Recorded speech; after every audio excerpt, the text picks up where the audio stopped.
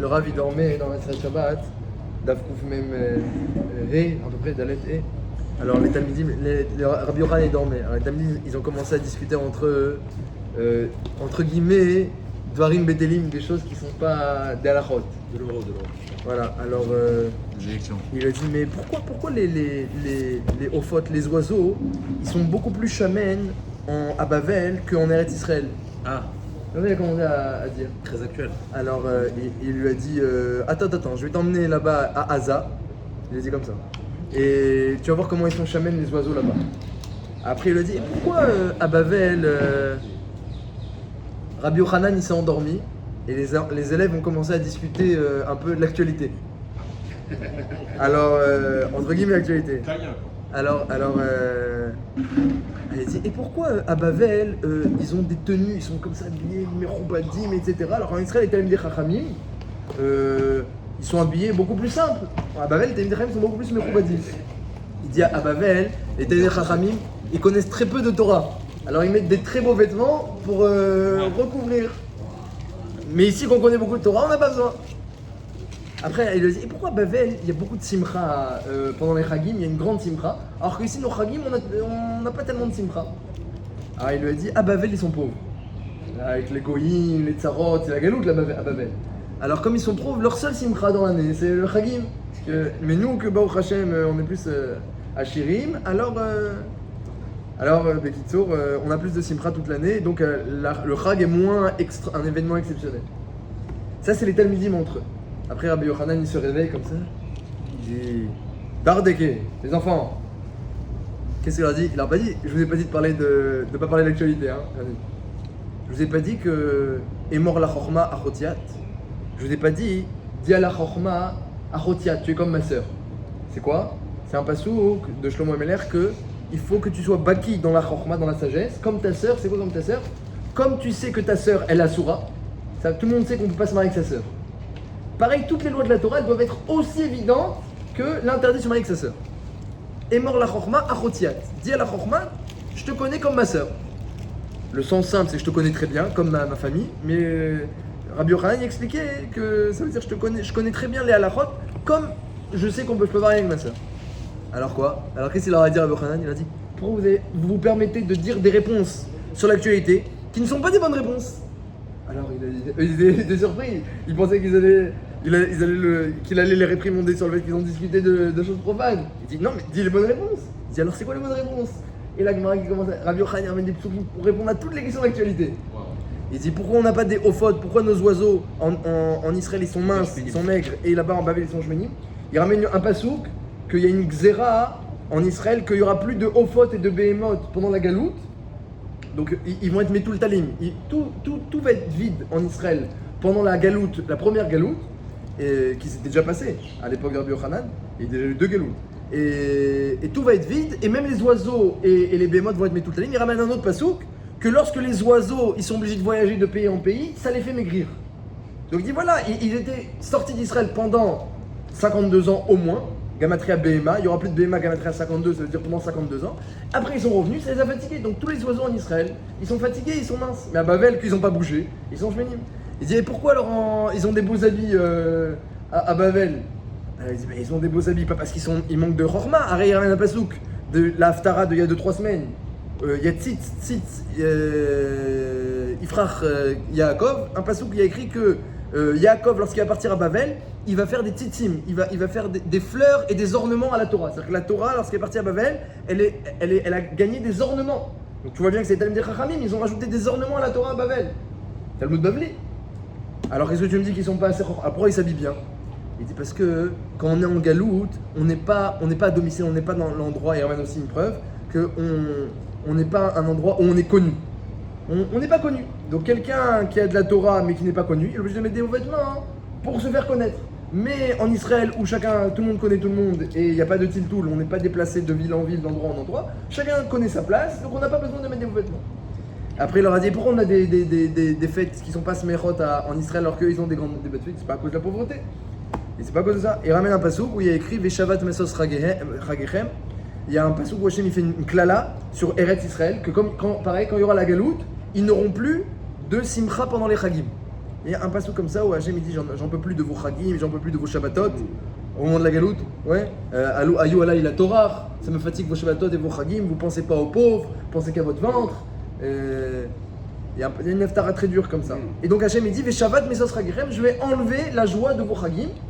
Et la Gemara ramène plein d'enseignements. Hein. On voit que chaque fois qu'il y avait des chagim, même après, quand ils sont revenus, maintenant en Israël, les Tanaïm et Amoraïm, après la galoute, chaque rag, il y avait des agmonimes, des Grecs et des Romains et des policiers qui venaient leur faire des tsarot pendant le rag. On a encore les résidus de la klala de il n'y aura pas de kragim en Israël. Parce qu'il y a une klala qu'on n'a pas de kragim simechim. Mais eux, ils n'ont pas reçu la klala en route l'arrête. Alors ils ont des chagim plus simechim. Donc c'est-à-dire que même l'actualité, il faut savoir en discuter. Alors à Golbanim, mais ça il faut être Rabbi Yochanan. Une fois que tu as étudié toute la Torah Kula, alors tu peux discuter. Parce que tu vois Rav Kanivski. À l'époque, on allait voir ceux qui allaient voir Rav Kanivski. J'achète ou j'achète pas l'appartement? Comment il disait? J'ai 45 marottes ou c'est machma qu'il faut acheter l'appartement. Il faut les avoir fait, les marottes et les connaître bien. Et faire le lien avec le cas devant. À Golpanim, commençons donc par apprendre les fondements, on a dit. Léat, moi aussi. Alors, Korah. Vaikar Korah, Ben Yitzhar, Ben Kad, Ben Levi. Hein, l'actualité de l'époque. Vous n'avez pas entendu qu'est-ce qu'il a fait Korah? Qu'est-ce qu'il a fait? Vaikar, il a pris. Mais qu'est-ce qu'il a pris? Voilà la paracha la semaine dernière. C'est marqué Vasoulam Tzitzit. Et c'est collé Korah. Tu vois qu'il a pris un Tzitzit. Il a pris un talit. Et après pas qu'un, il a pris plein de talits bleus.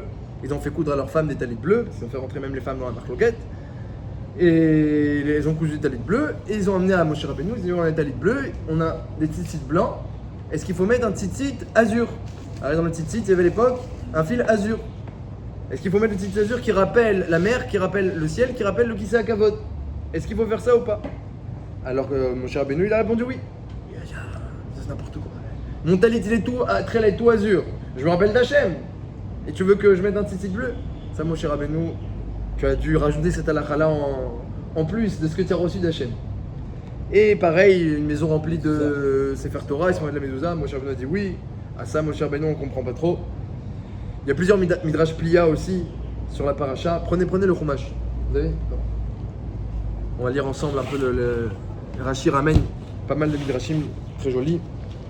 Il y a un midrash plia qui dit la paracha de Korah, elle est juxtaposée à la paracha de Rukat. La semaine prochaine, c'est Rukat. Un midrash qui dit qu'est-ce qu'il a vu Korah pour être rolek sur Moshe Rabbeinu? Il a vu la paracha de Rukat, Paradouma. Il dit s'il y a la Paradouma, alors je suis rolek sur Moshe. Comme ça dit le midrash. Il explique pas plus. C'est très étonnant. Quel rapport avec la Paradouma? T'as vu la Paradouma alors t'es rolek sur Moshe Rabbeinu? Forcément.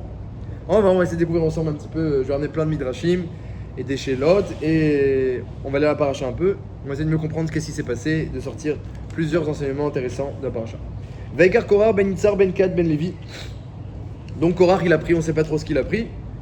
Alors, le Targum il dit qu'il s'est pris lui-même. Il s'est pris en main, entre guillemets, mais pas pour le bien. Dit Resh Lakish dans la Gemara, dans Sanhedrin Daf Kouftet, là-bas il y a toute la Gemara, elle parle, tout le Daf il parle de Korah. Il s'est pris en main, mais pas pour le bien, pour le mal. Vedatan Ve'aviram aussi, Ben Eliav, eux toujours ils sont dans les problèmes, dans les Averot. Ve'on Ben Pelet, et On qui lui, la Torah en parle parce qu'il a réussi Bassof à s'en sortir grâce à sa femme. Ben Reuven, Ve'yakumu Livne Moshe, ils sont venus devant Moshe, Vanashim Ibn Israël Chamishim Mataim Nesiye Eda Kriye Moed En Shechem. Qu'est-ce qu'ils ont dit à Moshe? Ve'yikalu al Moshe Ve'alaron, Memru Alehem, Rav Lachem, vous avez trop pris. Kikrol la Eda Kulam Kedoshim Uftocham Hashem. On est tous Kadosh ici. On a tous entendu Anochi Hashem Elokera. Lo Yelecha Elohim Achayim Alpanay. On a entendu. On est tous Kadosh. On est tous Navi. On est tous prophètes. Pourquoi tout pour vous? Moshe Rabbeinu, il a la royauté. Aaron HaKohen, la Keuna Gdola. Tout le srout est pour vous. Pourquoi nous on n'a pas? Kikrol la Eda Kulam Kedoshim Uftocham Hashem. Pourtant, ils n'ont pas supporté la parole d'Hachem. Oui, mais on était tous au même niveau. Tous on n'a pas supporté. Pourquoi vous vous élevez? Alors, Beikaron, Rashi explique que la Sheila de Korah, c'était un Hir'ur sur la Keuna, essentiellement. Il voulait la Keuna Gdola pour lui, pour eux. Hein, même les 250 chefs de Sanhedrin, ils voulaient faire eux la Kétoret. C'est comme ce que Moshe va leur proposer. Vaishma Moshe, Moshe Rabbeinu est tombé par terre en entendant cette histoire. En plus, il est écrit dans la Gemara que Vaipol Albana, pourquoi il est tombé Moshe? Il a entendu, vous savez ce que la Gemara dit, qu'ils ont tous fait kinouï à leur femme sur Moshe Rabbeinu. Il y a une halakha que lorsque tu suspectes ta femme d'adultère, tu peux lui faire kinouï une prévention. Et si ensuite elle s'isole avec l'homme en question, alors elle devient sota. Kinouï ça s'appelle. Et ils ont tous fait ça, tous ceux qui étaient révoltés contre Moshe, ils ont dit à leur femme, je te suspecte d'adultère avec Moshe Rabbeinu. Extraordinaire. Moshe Rabbeinu, Kadosh Elion, Tzalosh Elbouf, le visage lumineux, on te suspecte, donc éloigne-toi de lui, ne t'isole pas avec lui. Moshe a entendu ça et il est tombé. Vaïdaber El Korar, El Kolato, il leur a parlé quand même. Qu'est-ce que vous voulez? Savoir qui est le Kohen Gadol? Qui va faire les Kétoret? Boker Veyoda Hashem et Asherlo Bet Akadosh écrivez là. Bet Asher Ifrabo écrivez là. Zot Asou Kirulachem Martot, prenez alors. Vous voulez faire des Kétoret, prenez des martot. Prenez une pelle. Kora Vecholato, Udlumbem Esh. Mettez une Kétoret. Et vous allez venir demain devant Hashem. Et Hashem va dire c'est qui le Kohen?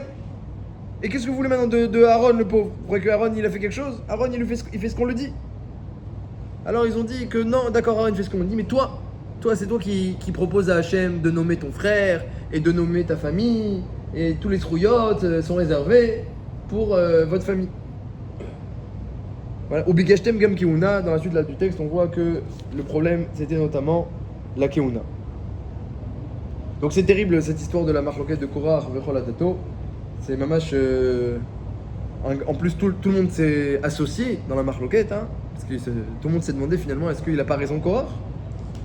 Est-ce que Moshe Rabbeinu, on est sûr à 100% hein, qu'il transmet exactement la volonté d'Hachem, ou peut-être qu'il suggère à Hachem des choses, comme le Korah le dit.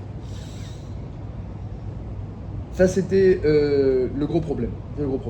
Mais ils acceptaient le fait que Moshe, quand même, ait un statut particulier de parler directement à Hachem. Ils acceptaient, mais ils acceptaient. Voilà. Deux choses, ils ont dit, premièrement, la Keuna Gdola, nous on veut. Alors, Aaron ne lui parlait pas directement avec Hachem. De façon générale, il parlait pas, c'est Moshe. Il y a eu des exceptions. Mais de façon générale, il parlait pas. Donc ils ont dit, la Keuna Gdola, peut-être qu'elle nous revient à nous aussi. Et à part ça, est-ce que Bémet, tout ce que tu dis, c'est vraiment Hachem qui te l'a dit, ou bien peut-être que tu rajoutes certaines choses? Ça, c'était le problème de Korah. Après, il y avait Datan et Aviram. Datan et Aviram, eux, toujours, ils rentrent dans les problèmes, là, dans la Pasukret. Datan et Aviram, un peu plus loin. Pasukut Bet. Vaishlar Moshe Likro le Datan et Aviram. Béné Eliav. Alors, il a pu discuter avec Korah quand même, mais Datan et Aviram, qui eux, ils ont vraiment mis l'huile sur le feu, ils voulaient même pas discuter avec Moshe. Ils ont dit, si on commence à discuter, il va sûrement nous dire des arguments, il va nous casser. Donc, ils allaient même pas discuter avec lui. Juste, ils faisaient dans le camp l'ambiance. Alors il leur a dit, venez, on discute, vous allez m'expliquer vos problèmes. Vayomrou lona ale, on veut pas venir. Am'at ki elitanu meret zavat chalavut vache. Est-ce que c'est pas suffisant que tu nous prives d'une terre où coule le lait, le miel, la mituma une barre pour nous tuer dans le désert? Qui tistarer alenu gamistarer, et maintenant tu veux en plus te élever au-dessus de nous? Aflo aleret zavat chalavut vache et viotanu. Tu nous as pas amené en Israël. On n'a pas de sadé, on n'a pas de kerem. Tu veux nous crever les yeux? Ils ont dit tu veux leur crever les yeux. Mais Rachid explique qu'en fait ils voulaient pas parler sur eux-mêmes. Regardez, hein, Datan Aviram, des grands balais marloquettes, ouais, ils sont Zéhirim dans le Koach Hadibour. Ils ont dit à Moshe Rabbeinu, même si tu leur crèves les yeux, on viendra pas. Et Rachid dit à Kavana, même si tu nous crèves les yeux, on viendra pas. Pourquoi ils ont pas dit sur nous? Koach Hadibour, la parole ça a une importance. Je peux pas dire tu nous crèves les yeux, c'est pas joli. Mais peut-être ça peut Altif Tarpel Asada. Donc c'est des gens quand même élevés qui craignaient le Koach Hadibour. Mais quand même, ils sont très énervés contre Moshe. Même si tu nous crèves les yeux, même si tu leur crèves les yeux, on viendra pas. Moshe il entend cette histoire-là. Vayichar le Moshe Meod. Il a été très énervé. Vayomer el Hashem al tefen min khatam. Et il a dit à Hashem, n'accepte plus leurs korbanot, n'accepte plus leurs offrandes, même le korban Tzibour, dans lequel ils ont un chelek. Laisse-le sur le misber qui ne brûle pas. Ce sont pas des gens Ritsouim. Comme ça, Moshe est énervé et il a demandé à Hachem qu'il prenne des mesures. Oui. C'est qu'on n'a pas le lien du tout avec. On a fait le lien avec Roukat, mais pas avec Shlach Lecha. On a fait le lien Oui, sur le titre. Oui, mais là carrément, il parle de désespoir. On ne montera pas, tu nous emmèneras pas. Ah bah c'est certain. Arrête, dans la paracha la semaine dernière, on a bien vu qu'il y a certains qui ont dit on veut monter en Israël malgré l'erreur des Meragelim. Hachem, Moshe a dit c'est pas possible. Ne transgressez pas la parole d'Hachem. Ils ont monté et se sont fait frapper. Je sais, mais le Lona Allé, il fait pas écho à Lona Allé de Caleb. En fait, ce que je me demande, c'est ce qu'il reproche pas à Moshe Rabbeinu de ne pas avoir assez prié pour le. Ah si, le Ramban il dit que pourquoi la paracha de Korah elle vient juste après les Meragelim. Il dit quelque chose d'intéressant. D'ailleurs, Moshe Rabbeinu, il a été écrit Vaïchar. Il était très énervé de cette histoire. Il n'a jamais écrit une chose pareille sur Moshe Rabbeinu. Moshe Rabbeinu, même quand Myriam a dit du Lachon Hara sur lui, elle a mal parlé, il a écrit Vaya Anav Mikola Adam. Il dit, les Mefarshim, il n'était pas du tout mal pris sur le mal qu'on disait de lui. Là, on voit qu'il Vaïchar. Il a été énervé. Et le Ramban, il dit que les Bnei Israël, tant que Moshe Rabbeinu, entre guillemets, était le chaliard des Tovot d'Hachem, il était l'envoyé des bonnes nouvelles. Alors on l'écoutait. Maintenant qu'il est l'envoyé des mauvaises nouvelles, vous ne rentrerez pas en Israël, vous allez rester dans le désert pendant 40 ans, jusqu'à ce que vous allez tous mourir, que vos enfants ils vont rentrer. À cause de ça, ils se sont permis maintenant de ne plus tenir compte de la suprématie de Moshe Rabbeinu. Alors les Mefarshim ils demandent. Mais il y a quand même une contradiction. Allez-y. Par rapport à la paracha la semaine dernière justement, où on disait que les Meraglim, en fait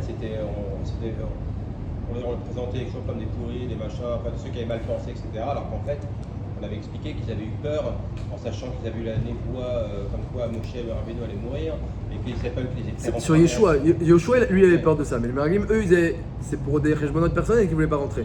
Voilà, on avait dit aussi que les autres aussi avaient eu peur et que tout le peuple avait eu peur et qu'en fait. Moi j'ai pas sur ça, non, le Targum il dit que Yoshua il voulait pas devenir le chef lui et que Moshe meurt. Eux les autres, leur problème c'est que ils allaient perdre leur poste, on n'a pas parlé de ça sur le Bidiouk, mais le Messiah Jérim il dit qu'ils allaient perdre leur poste de Nassi. On a dit Messiah Jérim. Non, d'autres Pérouchim, il faut ramener les sources, mais. Donc Alcool Panim,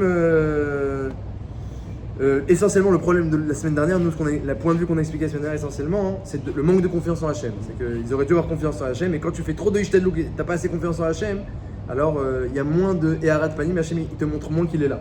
C'est à cause de ça qu'il y a eu tout le. Au final, les Meragelim, ce qu'ils ont décrit, c'était un peu vrai. Ils ont rien dit de faux. Il y avait des géants. Ils mouraient tous. Il y avait plein d'enterrements. Les fruits, avec un raisin, tu peux avoir 40 ans de vin. Imagine la taille des ennemis. C'était vrai. Le problème, c'est qu'Hachem, il leur a pas montré une facette positive. Et pourquoi il leur a pas montré une facette positive? Parce qu'il leur a dit moi, je vous ai dit, il n'y a pas besoin de voir à Israël. Faites-moi confiance. Vous voulez voir de vous-même. Alors, il y aura lieu de se tromper. J'ai une question, est-ce qu'on peut faire le parallèle avec les gens qui dissuadent les juifs qui sont dans le monde de monter en Israël aujourd'hui avec les Meragelim? Peut-être, il faudrait réfléchir à un autre moment. Alors à Kolpanim, pour reprendre le shiur là, pour pas qu'on s'éloigne trop, donc plusieurs shélotes il y a sur la paracha. Premièrement, déjà il y a marqué que Moshe Rabbeinu, Hachem lui a dit Vegam becha ya'aminu leolam. Lorsqu'il y a eu le Maman Arsinai, Hachem a dit à Moshe Rabbeinu, les Bnei Israël ils vont croire en toi, Léolam. On l'a lu quand on a à Shavuot, que Hachem il a promis à Moshe Rabbeinu, je vais t'appeler devant tout le monde, et quand je vais dire les commandements, et ils vont voir que le contact, le kécher est entre moi et toi, Torah Tzivalanu Moshe, Gamatria Torah 611, dit la Gemara dans ma cote, 611 je dis à toi, et 2, Anochi Hachem Elokecha Eloi Elecha, je dis aux autres. Donc théoriquement, il n'y avait pas lieu de remettre en question la névoie de Moshe Rabbeinu. Hachem a dit, d'ailleurs le Rambam, dans Iggerot Teman, une fois il y a un sipour, une fois il y a le Admour de Gour, il a rencontré Rav Elchanan Wasserman. Rav Elchanan Wasserman c'était un Talmid Chofetz Chaim, à l'époque un peu avant la Seconde Guerre mondiale.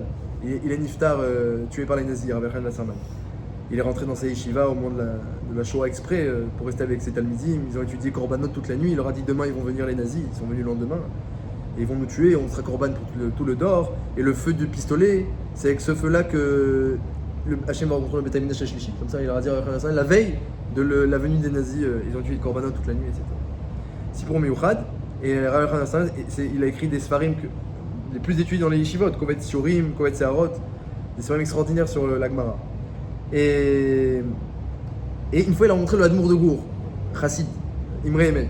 C'est pas exactement la même approche de la Torah. Il parlait une fois des juifs qui s'éloignent de la Torah et qui nient la Torah.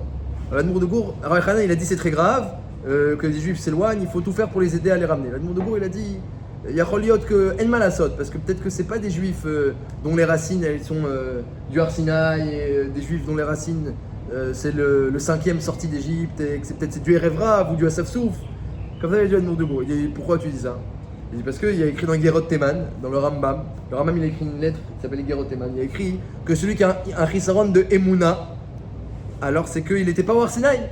Parce que Hachem a dit à Moshe Rabbeinu, Vegam Becha Yaminu Olam, que celui dont les parents étaient au Har Sinaï, alors les Olam, la Emouna, elle est retransmise naturellement. Elle est retransmise naturellement, c'est dans les gènes la Emouna. Donc comment c'est possible, lui a dit le Hadmour, qu'il y a des gens qu'ils s'éloignent. S'ils s'éloignent, c'est peut-être que finalement ils n'étaient pas au Har Sinaï. Et c'est peut-être pas des juifs Gomourim. Alors Blachan a dit, mais écrit en Agmara que tout juif, il a une chazaka qu'il est Yehudi, on ne remet pas en question la judaïsté. Il y a une chazaka, la Gemara dans tout vote. C'est quelqu'un qui vient dire qu'il est juif, on ne le remet pas en question.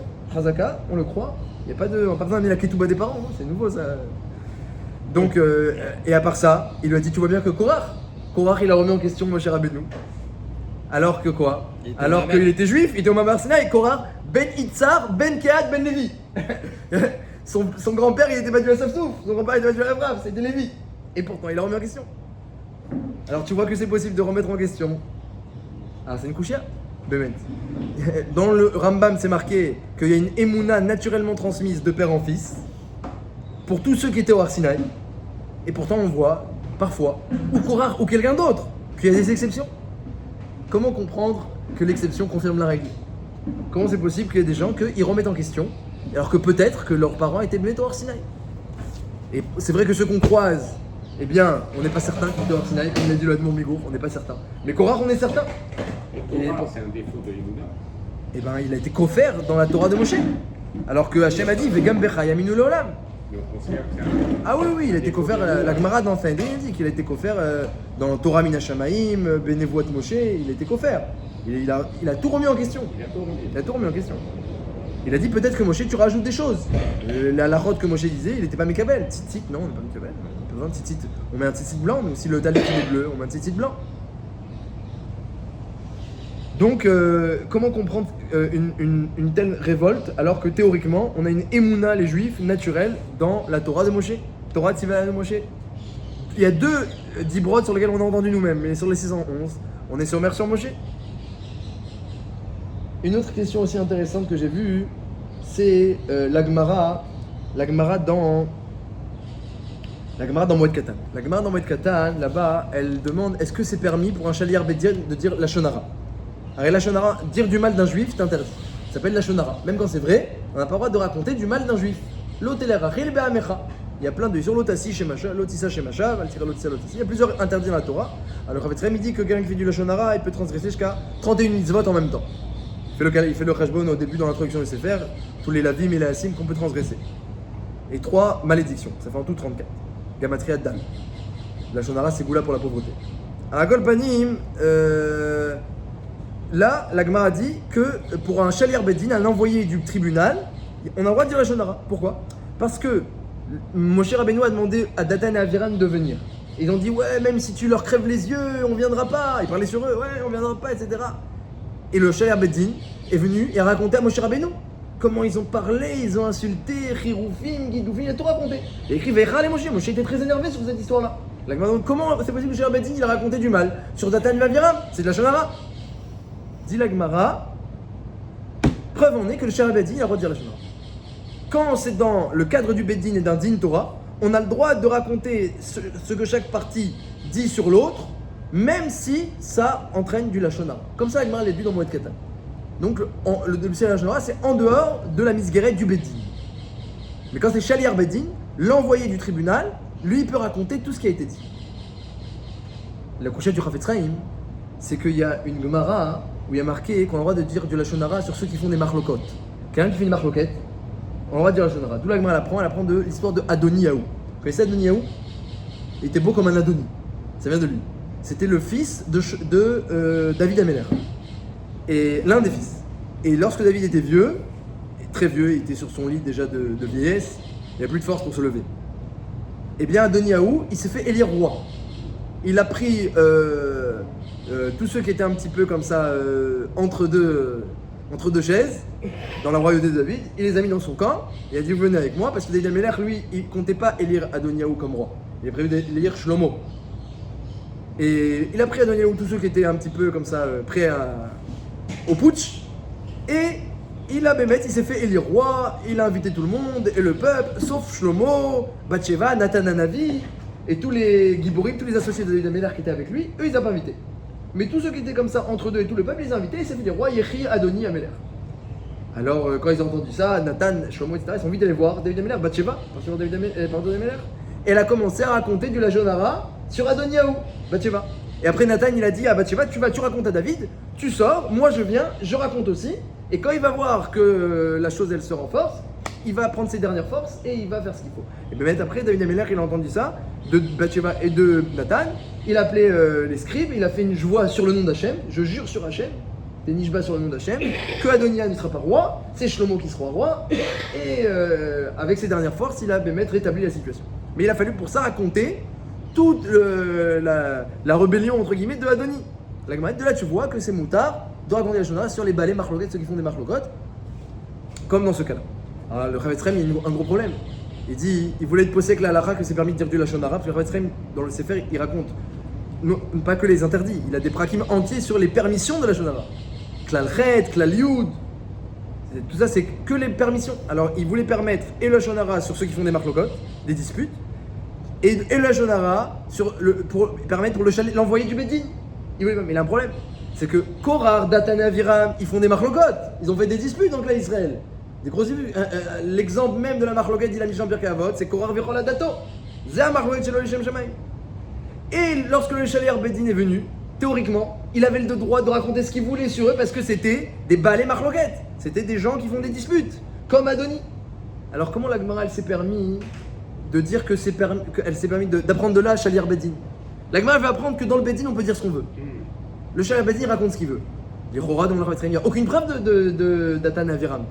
Parce que peut-être qu'un Shaliar Bedin n'a aucun droit, mais que le Datan et Aviram s'est permis parce que ce sont des gens qui font des disputes, des marloquettes. T'avais un tirout, cher ami? Non, mais si on ne raconte pas, si Karlani ne peut pas raconter, il y a plus de bêtises. Si, oui, mais la Gemara elle va prendre de Datan et Aviram. Tu dis que Vadaï qu'il y a une toilette. Vadaï une toilette pour Bedin. Vadaï. Toi, là-bas, Bémet, le Shaliar Bedin, c'est Mashma qu'il a le droit de raconter Bechol Ofen. Il n'y a pas un Tnaï que ce soit un intérêt pour le procès. Toi, tu dis, quand il y a un intérêt pour le procès, on peut raconter. Là, Gemara, c'est Mashma que le Shaliar Bedin, il peut raconter dans tous les cas. Qu'il y a un intérêt pour le procès, qu'il n'y a pas d'intérêt. Et la Gemara, elle apprend Datan et Aviram. Et bien, il va très bien passer qu'elle disait. Et il ne met pas le Tnaï de toilette. Tout ce qui se passe dans le cadre du procès, Shaliar Bedin, il raconte.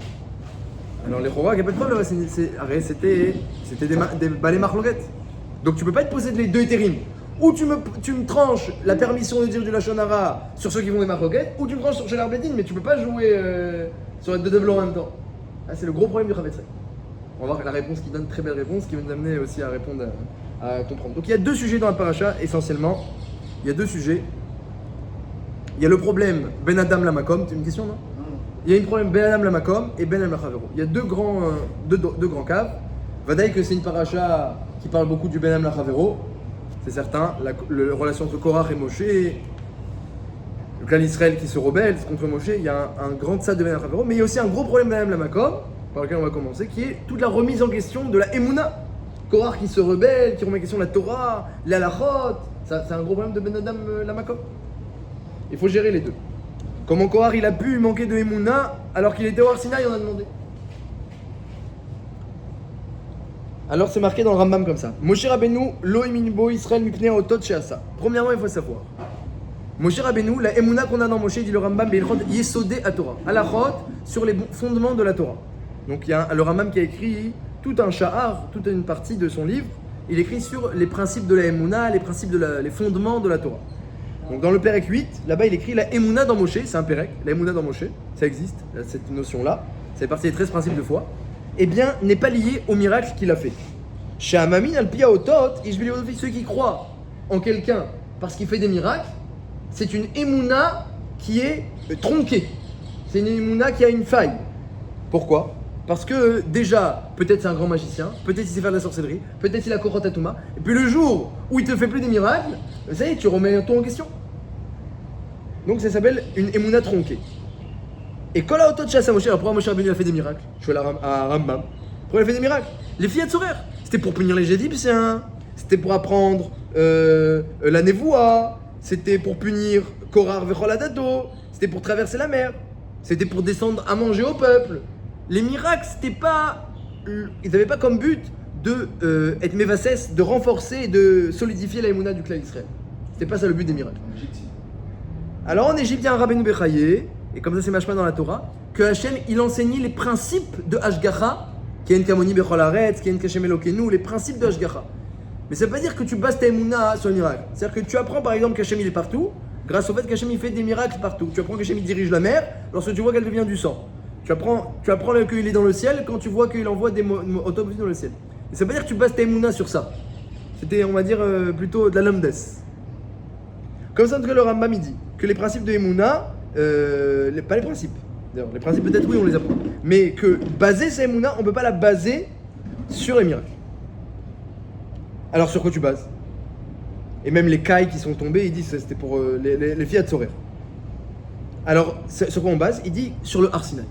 La base de l'Emouna après le Rambam, c'est Mahamad Har Sinaï, que à ce moment-là, les Bnei Israël, ils ont créé un kécher direct, face à face avec Akadosh Baruch Hu. Hein, ils ont dit Retzonu Lerot et Malkin, on va voir Hachem. Hachem il a dit vous voulez me voir, préparez-vous, 3 jours, etc. Séparez-vous, trempez-vous au mikvé, je vais descendre sur la montagne, vous allez me voir, vous allez m'entendre. Vous allez me voir, vous allez m'entendre. Ou à ce moment-là, Enenu Raou, Velozar, nos yeux ils ont vu, Odenu Shamou, c'est un pasouk, nos oreilles ont entendu, Velo Acher. On a vu le Hesh, le Kolot, les Lapidines. Et on a vu la présence d'Hachem à travers les nuées et la fumée. Et là-bas, Hachem il a dit Moshe, monte que je te dise les enseignements.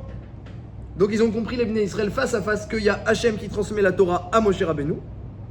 Et c'est comme ça qu'ils vont baser leur Emouna. Et ça, le Ramban aussi, ça c'est le Rambam. Mais le Ramban Nachmanide, il dit aussi que tu dois transmettre à tes enfants comment ça s'est passé le Har Sinaï et baser la Emouna autour de ce Mahamad. Et il y a une mitzvah de s'en souvenir. Et lorsqu'on étudie la Torah, on doit étudier la Torah comme si on était au Har Sinaï. Comme c'est marqué, afin que tu te souviennes et que tu n'oublies pas Pentishkar. Hein, il y a un Issour d'Oraïta, Pentishkar, de ne pas oublier le Mahamad Har Sinaï. La Mishnah en Pirkei Avot, elle veut dire qu'il y a un Issour d'Oraïta d'oublier la Torah. Vous savez ça? Quelqu'un qui a appris un enseignement de Torah qu'il oublie, oui. Alors, Shulchan Aruch Harav, il ramène qu'il y a qu'il transgresse plusieurs interdits d'Oraïta. Ouais. Comme ça, le Shulchan Aruch Harav, il dit c'est pour ça que c'est important de faire Hazara. Quand tu connais des dapim de Gemara, tu fais Hazara des dapim pour pas oublier, parce qu'il y a un Issour, on peut mettre d'oublier ce qu'on connaît. Il faut garder un moment dans la semaine où on fait Hazara un jour, un moment des acquis, parce qu'on ne doit pas oublier. Et là-bas, d'où on apprend de ne pas oublier le Har Sinaï. Et la Gemara, elle explique, c'est la Gemara qui explique est-ce que faut pas oublier les enseignements qui ont été du Har Sinaï. Mais en réalité, le pshat pashout du texte, c'est pas oublier le Har Sinaï lui-même. Donc c'est un passouk qui a deux sens. Le sens simple de pas oublier le Mahamad Har Sinaï parce qu'on passe notre émona sur ça. Le sens midrashique de la Gemara, halakhique, ne pas oublier les enseignements qui ont été du Har Sinaï non plus. En tout cas, notre émona, elle se base sur le Har Sinaï et pas sur les miracles. Ça veut dire que dans le clan d'Israël, s'il y a un homme qui est rachouv, qui est important et qui fait des miracles et tout le monde dit, il fait des brachot, etc. Tu dois pas baser ta émona sur ça. Hein, vous savez, comme je vous ai raconté une fois l'histoire, que quand le Harizal est arrivé en Israël, Raphaël Vital il voulait pas aller le voir. Parce que le Harizal il était très très comme ça mystique, aimait Koubal et tout. Et bien que Raphaël Vital, lui aussi, il connaissait le Zohar, mais c'était un grand lamdan, Raphaël Vital. Donc, il avait peur des gens comme ça, il voulait pas le voir pendant 6 mois alors que Harizal n'a pas vécu longtemps après qu'il est arrivé. Et qu'il était venu, parce que lui Hanavi lui a dit va en Israël pour enseigner la Torah au Raphaël Vital, il n'y a que lui qui pourra noter, comprendre ce que tu as à lui dire. Alors Harizal, ses enseignements étaient très très condensés, il n'y a que le Raphaël Vital qui avait le droit de noter, qui comprenait en plus. Donc il n'est pas allé voir pendant longtemps. Jusqu'à qu'une fois tout le monde a insisté et qu'il est parti le visiter et qu'il a posé une question pour vérifier. Il a posé une question pour vérifier. Il a testé en limoud. Et le Harizal lui a répondu. Après quand il a vu qu'il était beaucoup plus fort que lui, alors il lui a dit est-ce que je peux étudier avec vous? Il a dit non. Il dit, ceux qui me testent, qui ne font pas confiance, non.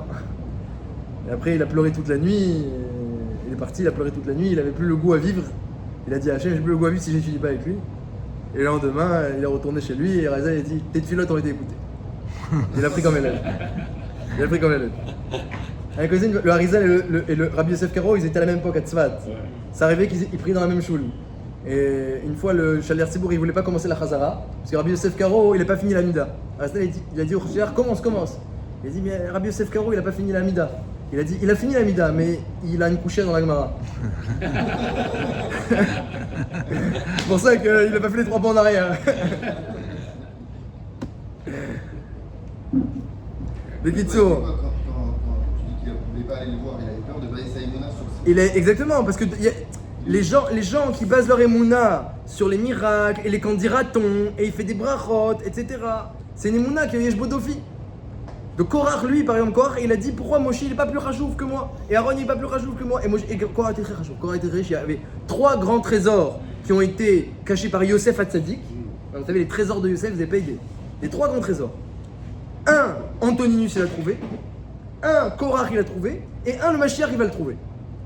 Donc imaginez la taille des trésors de Korach. Je crois qu'il avait 300 mules pour porter les clés des coffres. Et les clés étaient en cuir. Pas en barzel. Alors, comme ça je crois que c'est marqué dans le Midrash, la chaude. C'était un métal, quelque chose de mou, du or il me semble. À Kolpanim, donc, pour vous dire qu'il était très riche, il avait du pouvoir. Et donc il a dit, en Rachivout, je suis pas moins important que Moshe Rabbeinu. Et pourquoi moi j'aurais pas un poste aussi? Et les gens ils faisaient confiance à Korach. Ils savaient qu'il était Rachout. La Torah elle nous dit, la Rachivout on s'en fiche. Les Otot on s'en fiche, Korach avait Ruach HaKodesh. Il a vu que dans ses enfants il y aurait Shmuel Hanavi, qui était aussi grand que Moshe et Aaron. Il a dit, attends, si dans mes enfants, il y en a qui sont plus grands que Moshe et Aaron réunis, qu'elle va remettre moi, qu'il enfante. Nous, la Torah nous dit, on va pas selon la Rachivout. Hein, on va pas. Le Chazon Ish qui a 55 ans, il était pas connu. Quand il allait des fois à la choule, il n'y avait pas beaucoup de machim pour tout le monde. Le chamage de la choule où il allait, il donnait pas trop mâche au Chazon Ish. Il dit non, c'est pas pour toi. Il prenait pour comme ça un schnorrer. Il dit c'est pas pour toi, on donne au Chajouvim ici. Après, le Chazon Ish, il a donné une grosse pièce comme ça pour la choule. Alors, après, il a compris qu'il était important. Et qu'est-ce que je peux faire? Qu'est-ce que je peux faire? C'est comme ça qu'on monte son importance. Ouais. Mais en réalité, bon, c'était juste pour avoir un fromage qu'il a fait ça, mais là, on peut pas fixer la hiérarchie d'importance selon le père, le grand-père, ou ce qu'on entend, ou les brachot, ou sur les miracles. On doit fixer selon la connaissance de la Torah. Et la connaissance de la Torah, elle était détenue par Moshe Rabbeinu. Elle n'était pas détenue par les autres. Les autres, mais ils ne savaient pas. Korah, il ne savait pas dire est-ce qu'il faut un tzitzit bleu ou un tzitzit blanc. Et quand Moshe Rabbeinu disait la halakha, il remettait en question. Donc, Bekitsour, Pourquoi certains ont suivi à Korah et d'autres n'ont pas suivi? La vérité, la plupart ont suivi. Dans le texte, c'est machma que la plupart ont suivi. Et que, à quel écart que Hachem a dit à Moshe, je vais envoyer une maguefa sur tout le monde. Et Moshe a répondu à Hachem, quand il y a un qui faute et tu veux tuer tout le monde, machma que tout le monde avait été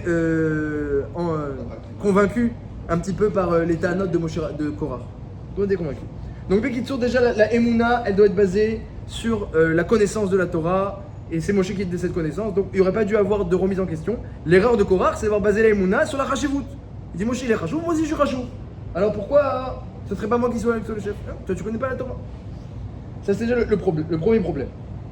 Et alors du coup il s'est permis de remettre en question la Torah de Moshe, parce que c'est pour pas qu'il y ait une supériorité à Moshe Rabbeinu, même pas dans ce domaine-là. Mais s'il savait que la seule supériorité c'est dans la connaissance de la Torah, alors la Sheila n'aurait pas commencé. On s'en fiche que t'es riche, on s'en fiche que t'es Rachouf. Tu connais pas la Torah, Moshe il connaît, c'est fini, ça s'arrête là. C'est Moshe qui descendait, qui enseignait à Aaron, et Aaron au Skenim, et Skenim à tout le clan d'Israël. Et le Bnei Israël, ils entendaient aussi de Moshe d'Aaron et de Nadav Avihu, mais ils faisaient Chazara 4 fois. Donc tout commençait toute la Torah, elle commençait de Moshe, Torah Sheba'al Peh, c'est Moshe Rabbeinu qui a enseigné. Chaque Perek ve Perek, de chaque Masechet de Mishnayot, a été enseigné par Moshe Rabbeinu, dit la Gemara dans Eruvin. Donc déjà, premier problème, il ne faut pas baser sa Emouna sur l'importance, sur les miracles, sur la richesse, sur Ruach HaKodesh. Ruach HaKodesh, on peut l'obtenir en pleurant, on peut l'obtenir quand on fait des mitzvot, quand on est Yirat Shamayim, quand on descend d'un père, d'un grand-père, d'un arrière-grand-père. Aussi, on peut aussi obtenir des srouyot, un sroutavot spécial. Mais la Emouna, nous, on la base sur la connaissance de la Torah. C'est sur ça qu'on fait confiance. Après, on peut demander des brachot à tout le monde. Il n'y a pas qu'un ISO. Mais après, il faut garder la hiérarchie. Et Korach n'a pas gardé cette hiérarchie. Ça, c'est le premier problème. Le deuxième problème, ça, c'est le côté Ben Adam le Makom. Ce que dit le Rambam, que nous, notre Emouna, elle est basée sur le Mahamad Har Sinaï.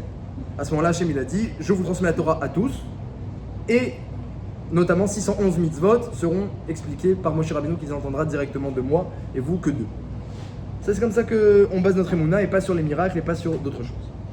Deuxième Nekuda, Ben Adam la Chavero. Ça, c'est un gros problème. Le Rav Israël, il répond que vous savez pourquoi le Shaliar Beddin, il n'avait pas le droit de raconter l'histoire de la marloquette entre Datan et Aviram et Moshe, il racontait ce que Datan et Aviram ont dit. Il dit le Rav Israël un gros chidouche. Il dit parce que le but, lorsqu'on raconte du Lashon Hara sur des gens qui font des disputes, c'est de réduire la marloquette. Si tu racontes du Lashon Hara sur quelqu'un qui fait une marloquette et au lieu de la réduire, ça va l'enflammer, il n'y a aucune permission de raconter du Lashon Hara sur la marloquette. Lorsque le Shaliar Beddin a raconté à Moshe Rabbeinu, voilà, ils ont dit, même si tu nous crèves les yeux, on ne viendra pas, ils ont insulté, ils ont maudit, entre guillemets, etc. Enfin, ils maudit Moshe. Alors, qu'est-ce qu'il y a écrit? Que Moshe Rabbeinu s'est énervé. Vaïchar les Moshe. Il a dit, Hachem, ne accepte pas le korbanot. Ça a mis du feu, ça a mis de l'huile sur le feu.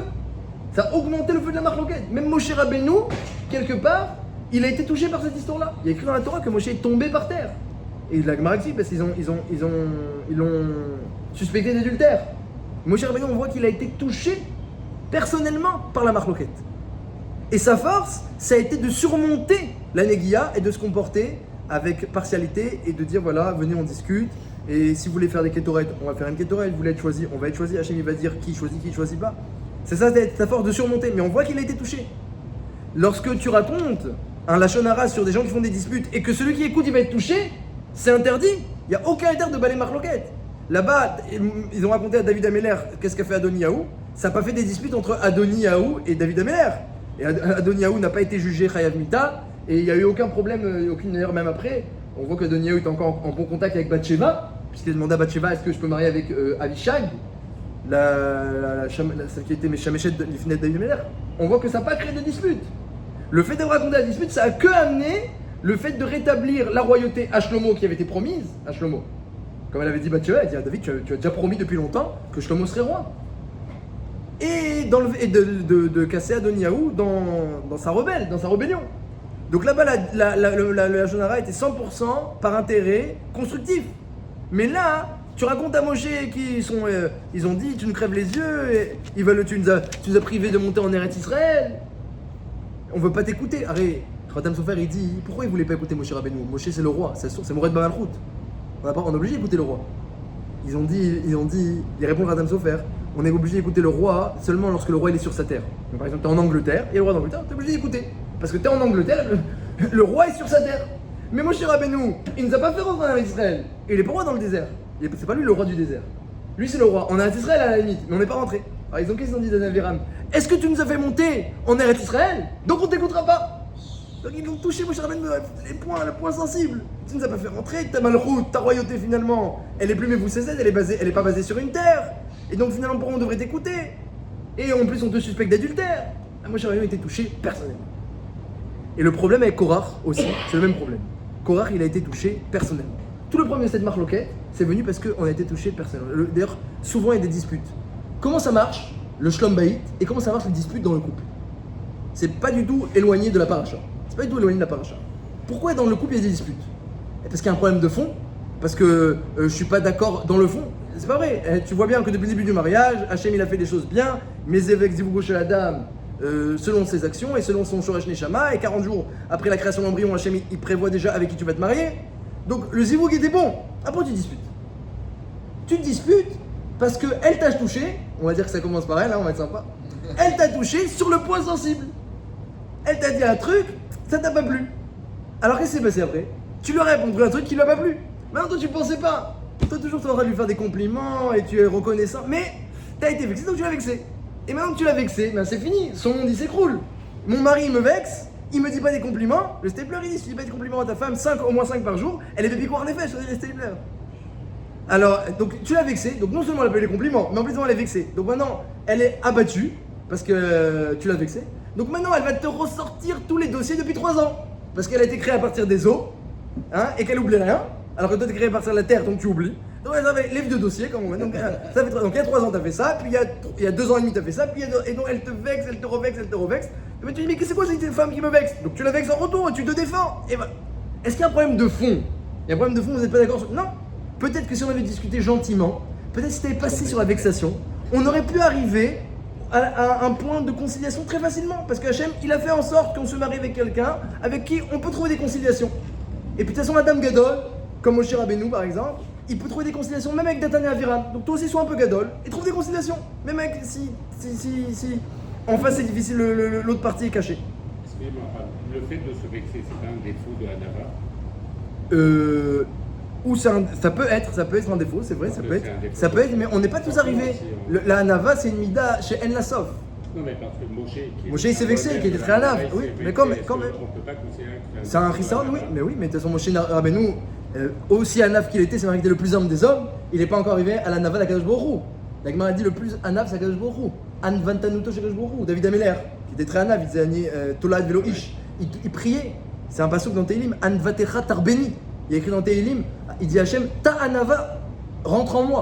Donc vous voyez que le niveau de Hanava, comme le décrit le Rambam, les niveaux de Hanava, il décrit le Rambam là-bas, que même si les gens sont mes alzelim bi, ils font leurs besoins sur moi, ils sont comme ça raconte le Rambam. Je suis pas mitzaches et je suis pas nifga. Zé Hanava miti, comme ça dit le Rambam à la fin. On n'est pas tous à ce niveau-là de Hanava. Et puis là, ils ont touché Moshe sur des nékoudotes où Moshe était très mitzter de cueillir en pain en Israël. Et Moshe Rabbeinu était très makpid dans la relation homme-femme, d'être séparés. Et ils ont dit, ah oui, toi, t'es suspect, on te suspecte d'adultère, et tu les as pas fait en Israël, et ils ont touché des points, et de toute façon, tu veux nous crever les yeux. Moshe Rabbeinu entend ça, c'est le Ohavan de l'Israël, on dit qu'il veut crever les yeux aux gens. Il a été touché. Donc, Bekitsour, le gros problème à Marloquette, c'est quoi le gros problème? C'est, au fond, c'est pas tellement le sujet de la Marloquette, le sujet, on aurait pu résoudre les choses avec conciliation, c'est la vexation. Korach, qui était quelqu'un de Chachouv, le fait qu'a été élu Elitzaphan comme chef de la tribu de Kehat, c'était terrible. C'était terrible. Lui, il est Ben Kehat, Ben Yitzhar Ben Kehat. Il aurait dû être élu avant. En plus, il était plus grand que Elitzaphan. Alors, il aurait dû être élu avant lui. Il a été vexé Nora. Il a été très vexé Korah, que c'est pas lui. Donc, il en veut à Moshe. Mais il sait pas que c'est Hachem qui l'a vexé, entre guillemets. C'est Hachem. C'est pas Moshe Rabbeinu. Moshe Rabbeinu fait que ce que Hachem lui dit. Et ça, sur ça, il s'est trompé. Eno Itato, il s'est trompé. Il aurait dû comprendre que c'est Hachem qui lui a donné un Nisayan de Gahava et de vexation. Donc Korah a été vexé, et puis ils ont vexé Moshe Rabbeinu en retour. Donc ça, c'est seulement dans le cadre du Bedin qu'on peut raconter de telles choses. Mais en dehors du Bedin, on n'aurait pas pu raconter parce que c'était vexation sur vexation, ça fait que augmenter, mettre de l'huile sur le feu, ça fait qu'augmenter. Donc Bekitsour, deux grands problèmes dans la paracha. Et puis c'est comme ça qu'on peut répondre. C'est ce qu'il a dit le Imre Emet, le Admour de Gour. Il a dit à Rav Hansan, il a dit si Korah il a manqué de, tu vois que Korah il a manqué de Emouna et quand même il était au Har Sinaï. Alors pourquoi tu dis le Admour que celui qui manque d'Emouna c'est qu'il n'était pas au Har Sinaï? Le Admour de Gour s'est répondu. Il a dit ça dépend si tu as été vexé ou tu n'as pas été vexé.